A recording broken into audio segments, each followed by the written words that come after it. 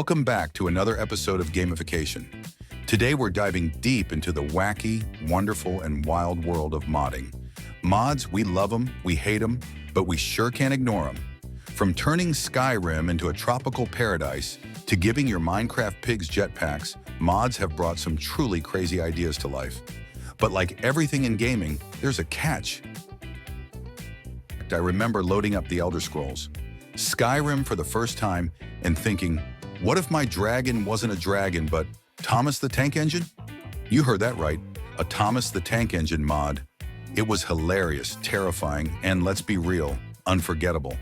But this is what modding is all about, taking games in directions developers never intended. And you know what? That's one of the biggest benefits of mods. They make games a sandbox for creativity, innovation, and, yeah, maybe a bit chaotic. Mods give us something incredible, accessibility.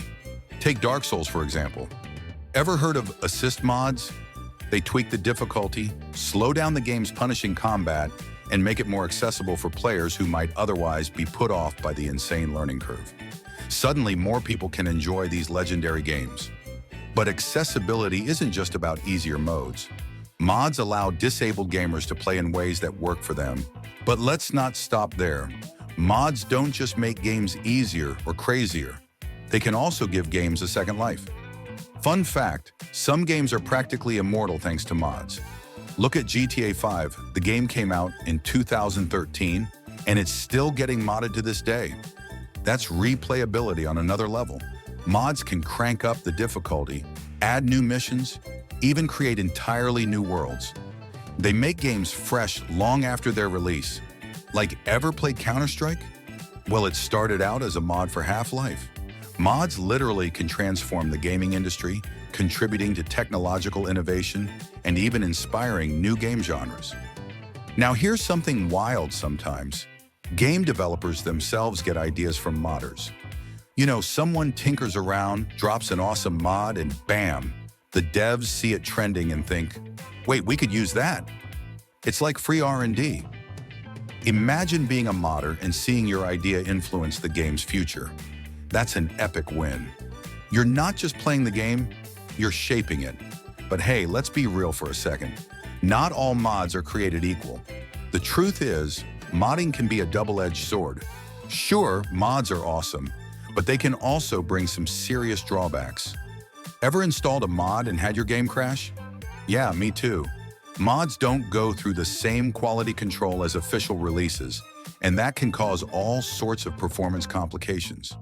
Even the best mods might have some hiccups, frame rate drops, bugs, you name it. I once tried running too many mods on my already struggling PC. The game, slower than a dial-up connection. It was like trying to run Cyberpunk 2077 on a toaster. And then there's the unfair advantage mods can bring. We all know Among Us, that fun, chaotic little game where you and your friends get to throw each other into space. Now picture this. Modders come along and tweak the game, giving themselves abilities no one else has. Maybe they can see who the imposter is or run twice as fast. Boom! You've got yourself an unfair advantage. It's fun for them, sure, but what about the rest of us?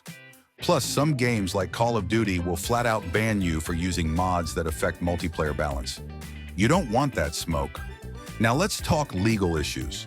The law comes into play here too. Modding, while super fun, sometimes runs afoul of things like the Digital Millennium Copyright Act or game end user license agreements. Those lengthy contracts we all click agree on, but never read. Some mods, especially those that alter the original game files or incorporate copyrighted materials, can land modders in hot water. It's one thing to add a few shaders, but it's another to accidentally violate a company's intellectual property. But hold on. This story isn't all doom and gloom. There's still a silver lining. Modding communities. These online groups foster creativity and inclusivity. People come together to share ideas, troubleshoot issues, and create wild, groundbreaking mods. Communities form around these projects, making gaming feel like more than just a solo experience. It becomes a social one. They even shape cultural and political discourse by reworking narratives to be more neutral or inclusive. In the end, modding is like a wild roller coaster. There's creativity, there's risk, there's even legal drama. But the thrill, totally worth it. Mods can elevate a game beyond the dev's wildest dreams, extending its longevity and bringing new players into the fold. Just maybe keep a backup of your save files to be safe. So whether you're turning your GTA character to a bird or making your FPS games more accessible, mods have the potential to push the boundaries of what's possible in gaming. The question is, are you ready to take that ride? Thanks for tuning into Gamification.